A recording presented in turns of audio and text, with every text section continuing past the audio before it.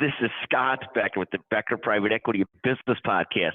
Here are 13 of the stories that we're following so far today, and it's been a busy day in the markets, a busy day in business, and let me try and give you some of those thoughts on what's going on.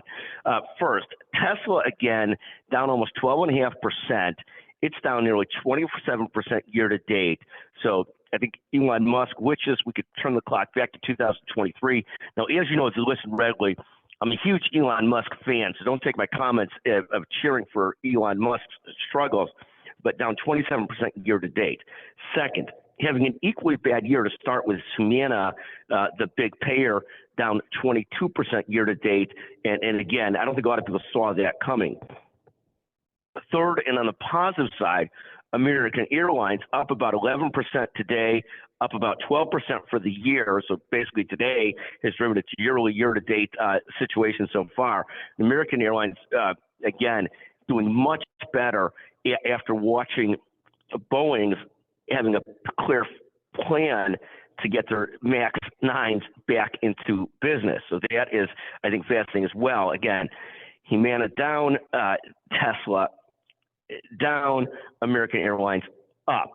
So those are a couple of stories that we're following so far. Another 13 to 15 stories that we're following, and let me get this to you quickly. The market's relatively flat today after being up a lot the last couple of days. So we'll see if that continues. Next, Microsoft has crossed $3 trillion in value. Again, it surpassed Apple in value overall. There's another commentary from Bloomberg. This is our fifth or sixth story today. It basically says Deutsche Bank says that we should expect a downturn in the stock market by 5 to 10% from current levels in the near term, based on essentially slower growth annually for the year for the country, although fourth quarter GDP went very well. Seventh, Apple's off to a very slow start, but there's many people that think Apple will rebound fine. They're just in lower growth markets and need to figure out the next things to juice their growth. Eighth, Netflix jumped nearly 11% yesterday. It continues to thrive. Ninth, which is a totally different story, certain leaders and colleagues bring out the best in others. Those are the kinds of people you want to be surrounded by. Again, the note, great leaders bring out the best in others. I'm reminded of Nader Sami at National Medical, who's one of those leaders. 10th, DuPont dropped nearly 14% yesterday on slowing demand.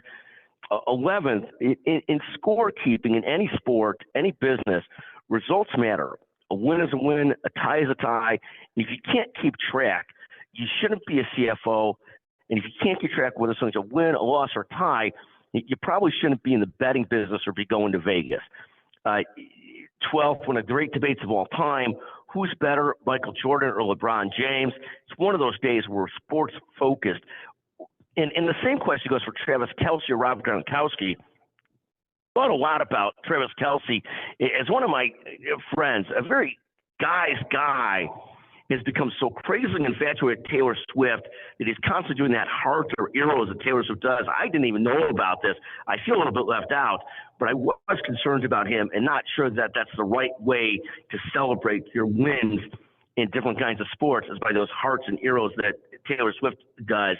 I wasn't familiar, but I'm not sure it's a thing. I am a huge Taylor Swift fan, just on every level. I'm a big fan of hers. I think her political thoughts are still being developed, but overall, a huge fan of Taylor Swift.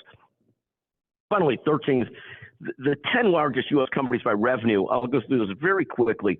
Walmart's number one still, Amazon, then ExxonMobil, then Apple, then two of the largest payers, United Health Group and CVS, then Berkshire Hathaway, then Alphabet, Google, McKesson's number 9, and Chevron's number 10. Again, those are about 15 stories that we're following today. Again, a salute to those great leaders who bring out the best in others. Also, to math. A win's a win, a tie's a tie. And if you can't figure that out, you shouldn't be a CFO. You shouldn't go to Vegas. And God bless Taylor Swift and my friends that are Swifties. Who would have thought? Thank you so much for listening to the Becker Private Equity and Business Podcast.